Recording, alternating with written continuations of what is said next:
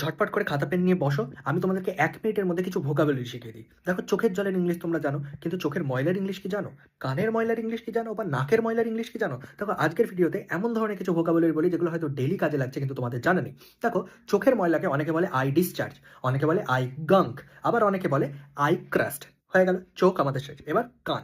কানের ক্ষেত্রে আমরা জানি ইয়ার ভ্যাক্স, আমরা অনেককেই বলতে শুনেছি, তো ইয়ার ভ্যাক্স বলা হয়।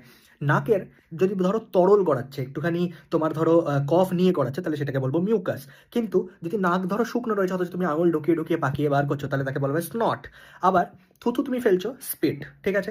তোমার মুখে যে লালাটা হচ্ছে সেটা স্যালাইভা। এই থুতুটাই যদি কফ আলা থুতু ফেলো তাহলে তাকে বলা হবে ফ্লেজ।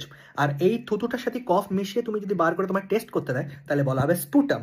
আবার এইখানেই ধরো তোমার লালা গড়াচ্ছে, তুমি ধরো বাচ্চা, তোমার লালা গড়াচ্ছে, তাহলে কিন্তু হবে ড্রুল, DROOL। তাহলে দেখতে পাচ্ছ এরকম কতগুলো ভোকাবুলারি আছে যেগুলো আমাদের ডেলিকার ইউজে লাগে কিন্তু আমরা জানি না। আশা করছি আমার ভিডিওগুলো তোমাদের ইনফরমেশন দিচ্ছে। যদি ভিডিওগুলো ভালো লাগে অবশ্যই আমার ভিডিওটাকে লাইক করো, চ্যানেলটাকে সাবস্ক্রাইব করো, আর ভিডিওগুলো বাকিদেরকে একটু শেয়ার করো, তারাও একটু শিখো।